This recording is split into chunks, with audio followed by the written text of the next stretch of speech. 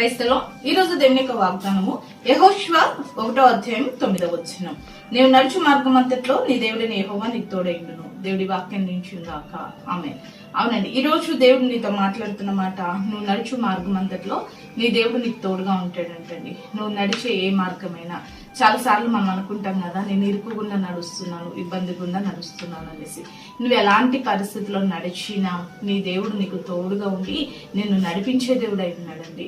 కాబట్టి ఈ యొక్క మార్గంలో నాకు తోడుగా ఎవరు ఉంటారు, నాతో ఎవరు నడుస్తారు, ఎవరు నాకు సహాయం చేస్తారు అని నువ్వు నడిచే మార్గంలో అధైర్యపడుతున్నావా, ఇరుకుగుండా వెళ్తున్నావా, ఇబ్బంది గుండా వెళ్తున్నావా, శోధన మార్గం గుండా వెళ్తున్నావా, ప్రతికూల మార్గం గుండా వెళ్తున్నావా, అవమానాలనే మార్గం గుండా నువ్వు వెళ్తున్నావా, అది ఏ మార్గం గుండా నువ్వు నడుస్తున్నావో ఆ మార్గంలో నీకు నీ అనుకున్న వారు ఎవరు తోడుగా లేకపోవచ్చేమో, కానీ నీ దేవుడు నీకు తోడుగా ఉంటాడంటే. నువ్వు నడుచు మార్గం అంతట్లో కూడా నీ దేవుడు నీకు తోడై ఉంటానని రోజు నీతో మాట్లాడుతున్నాడు.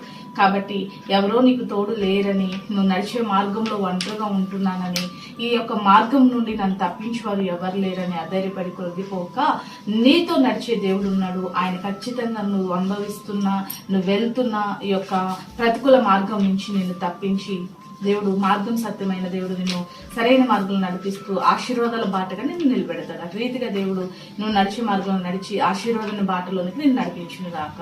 ఆమె ప్రార్థన చేసుకున్నామండి. సకల ఆశీర్వాదాలు కారణభూతుడమైన మా ప్రేపరలకు తండ్రి యొక్క ప్రార్థనలు ప్రతి బిడ్డని జ్ఞాపకం చేసుకోండి. ఇరుకనే మార్గమా, ఇబ్బంది అనే మార్గమా, ఎలాంటి మార్గంలో బిడ్డలు వెళ్తున్నారు వారికి తోడుగా ఉండి ఆశీర్వాదం మార్గంలో బిడ్డలు నడిపించమని యేసు నామములో ప్రార్థిస్తున్నాము తండ్రి. ఆమె.